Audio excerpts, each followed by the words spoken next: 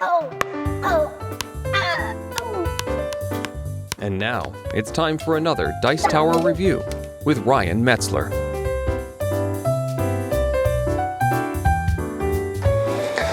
Hey everybody, it's Ryan Metzler here again, and today we're going to take a look at a game from Z-Man Games. It was an Essen release, and it's called Russian Railroads.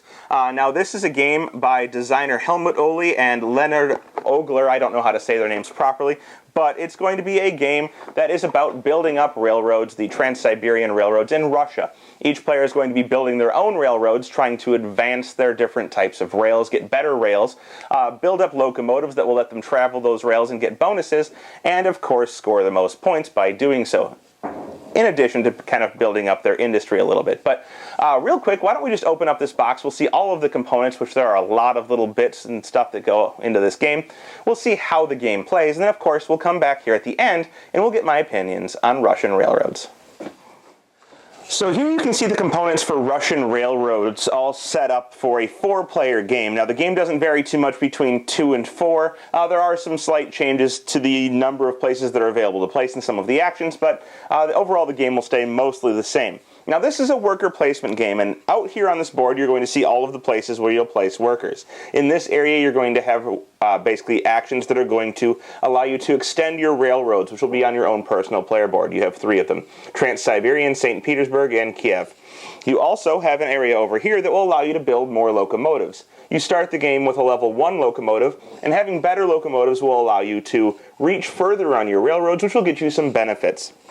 There are going to be worker placement here for industrialization, which is going to be a track at the bottom of each player's area here. Let's see if I can slide this up a little bit or just show you a different player board. There's an area down here where you're going to move a token along until you reach 5 points here, and then you're going to have to stop and have factories built underneath that will allow you to advance further and give you some bonus actions. You're also going to have some miscellaneous actions at the far right-hand side here, where you can get a doubler for scoring some points, or you can get some money, or you can get 2 basically extra workers for the round. At the bottom here, you're going to see some different engineers, and right now these are engineers that are unavailable, the 4 over here. There are 2 that will provide actions right here. One allows you to extend your railroads, and so does the other one. And then there's one that can be purchased here at the end for 1 ruble. And then when you buy it, there'll be your own personal one at the in your own area that'll let you get a doubler and some points when you place a worker on it. Also, having the most of those at the end of the game will be worth a lot of points. So basically, each player is going to have some workers that they're going to be placing out onto the board. They're going to be trying to extend their railroads, build locomotives to reach the extended railroads and run across it, and they're going to be trying to industrialize their own area. So when they place a worker, they can place out here. At the beginning of the game, each player only has black railroads, so you'll be placing workers out here, and you can advance your black railroads up to 2 spaces for placing on this one. You can split it or keep them together. Now, when you reach the second spot on the Trans-Siberian Railroad, you're going to get gray railroads. And from this point on, you can start advancing gray railroads, which are going to be other spots over here. For example, placing 2 workers out here will allow you 3 gray advancements, and then you could start advancing. Now, I can't advance 3, so I would only advance 1, because you can never have your grays go past your blacks. And then, eventually, when you get to spot 6 over here, you're going to get browns, and the browns may never go past the grays. And when you get out here, you'll get some tan colors, and they may never go past the browns. And so forth and so on, all the way up to white, which may never go past the tan colored. So you're trying to advance these railroads to get more stuff. In addition to that, you're going to try and have these locomotives, like I said. Right now, your locomotive may only reach 1 space on your railroad, and your other ones don't even have a locomotive. When you're reaching spaces, this means that I can reach this space. Well, this space has no benefit. You can see there's nothing printed below it.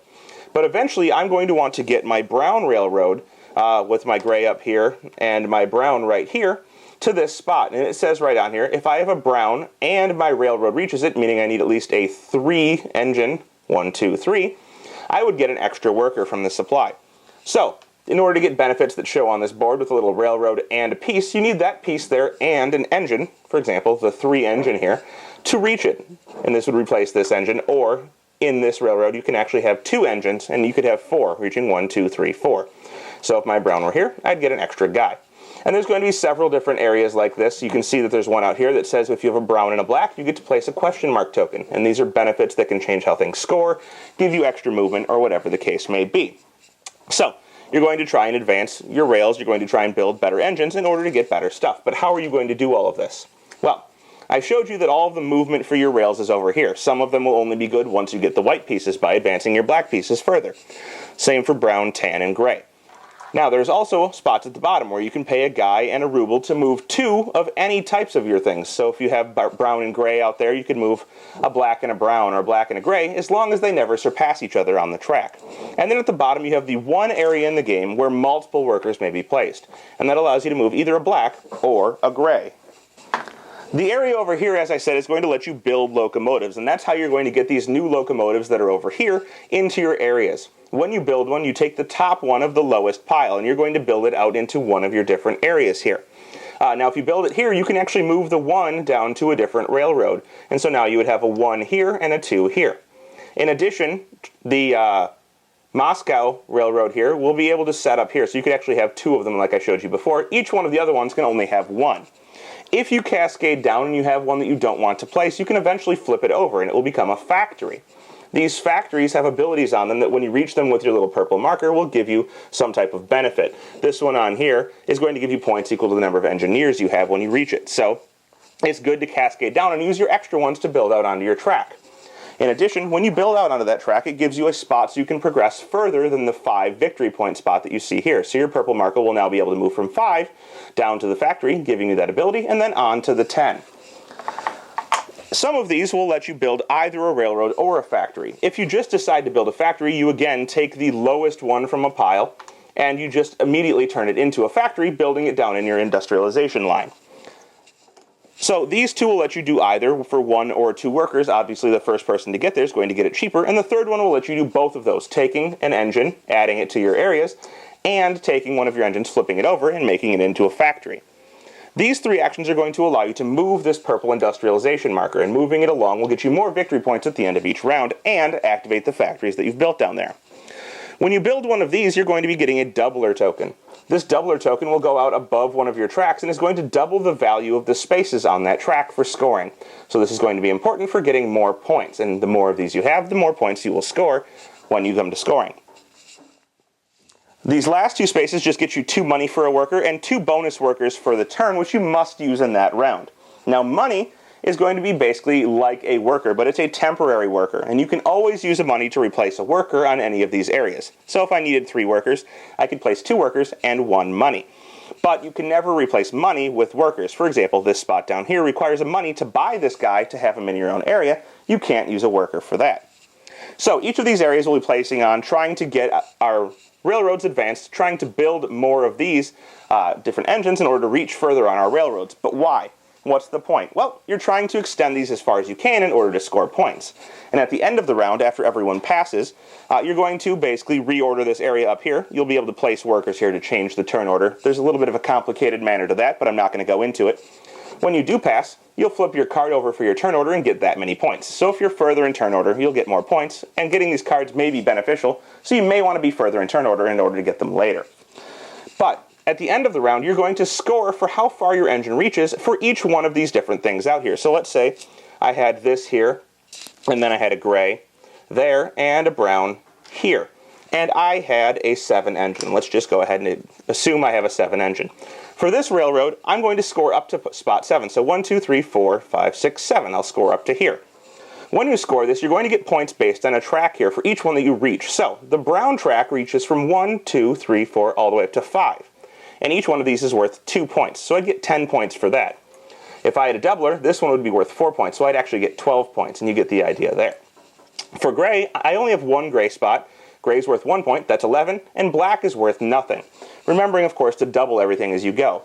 The further down railroads are going to score in the same way. The further along you are, the more points you're going to get with each one of the different types following this track. Now you can upgrade this track throughout the game via some special tokens that are going to let you get more points, and that's these orange tokens here that will get built when you reach certain spots with the black and your engines onto this track here. So you'll see you can build these out. Sometimes you can upgrade how much each of your scorings are worth, or one will let you move your industrialization marker a bunch of times. Whatever it is, you're probably going to get more points for building them, so getting further is good, and getting all the way to the end is always worth 10 points. Down here on this last track, you'll see there's bonus points for reaching a spot with both your black marker and your engine, so you can get +4, +3, +2, +1 extra points, and +10 if you get all the way up here. Finally, you're going to score your industrialization track at the bottom, dependent on how far along you are. And you can see, if you get all the way to the end, it's going to be worth 30 points. You're going to play in this way for 7 rounds. So basically, you're going to, at the end of the round, this will be bought. These will all slide down. This one will flip back face up. This one will slide to here. Another one will flip over, giving you a new action available out on the board. And all 3 of these will slide down. So you'll play 7 rounds where all of these engineers will get cleared, and people will have the chances to buy them. At the end of the game, of course, you're going to do one last scoring on this track here. You're going to score some endgame bonus cards that will get dealt out at the beginning, giving each player a different type of goal or a different type of points. But anyhow, they'll give you a way to score extra points at the end of the game. And whoever has the most engineers is going to get 40 extra points. Whoever has the second most number of engineers will get a bonus 20. And whoever manages to best score the points by building up their rails, having engines that can travel their rails, and using the bonuses they can get throughout the game will be the winner. Well, there you have it. That is Russian Railroads. Now, this is a game that has a lot going on, and it's one that I enjoy quite a bit. I'm very glad I was finally able to get my hands on it, so let's just get that out of the way. I really like this game. It has that worker placement aspect, and I'm always a big fan of worker placement games. I'm noted for being a fan of Euro games, so there's nothing surprising here. But this one has quite a bit of tension going on. There's only a limited number of spaces you can play on the board. And with 2 players, I feel like it's almost even more tight. There's less places to place, and it gets really difficult to get what you want. So sometimes you may be trying to advance your gray track, and you can't do so because somebody else got there first, or 2 other people got there first, and you just simply can't do it. So you have to change your plans, and I think that's excellent. The fact that you're constantly having to change your plans in Russian Railroads makes the game a little bit more tactical than a lot of Euro games, but still maintains some strategy of trying to be in the right spot in turn order, trying to have those actions available, and making sure that you have what you need in order to do that stuff. So you're trying to plan ahead, but you have to be a little bit adaptable to make the game work. The fact that you need to build your rails up and maintain those locomotives in order to score the most points is really interesting, because you can build your rails up, but if you don't have the locomotives, you're not going to score well. In addition, you want to, of course, advance one railroad a lot in order to get more tracks to put out, but you want to advance the other railroads because maybe they give a little bit better points in terms of the bonus points, especially the Kiev one, which gives you like 5 bonus points if you reach a certain spot, plus extras for each previous spot. So there's a lot of different things to take into account. Do you want to get engineers and try and get those 40 points? Do you want to try and advance your railroads quickly and get locomotives to score points that way? Or are you interested in industrialization and getting points as you move that marker up? There's all types of stuff you can do, a lot of variety, and of course that tension that is made by having too many people and not enough spots. That is Russian Railroads, one of my favorite games of the year, and one I definitely think you should check it out. Thanks so much for watching the Dice Tower videos. Find more great videos and reviews, as well as our top-rated audio podcast at Dicetower.com. You can also find other great shows at Dicetowernetwork.com. I'm Eric Summerer, and you've been watching The Dice Tower. The Dice Tower is sponsored by Cool Stuff Inc., where you can find great games for great prices. Cool stuff in stock. Check them out at CoolStuffInc.com.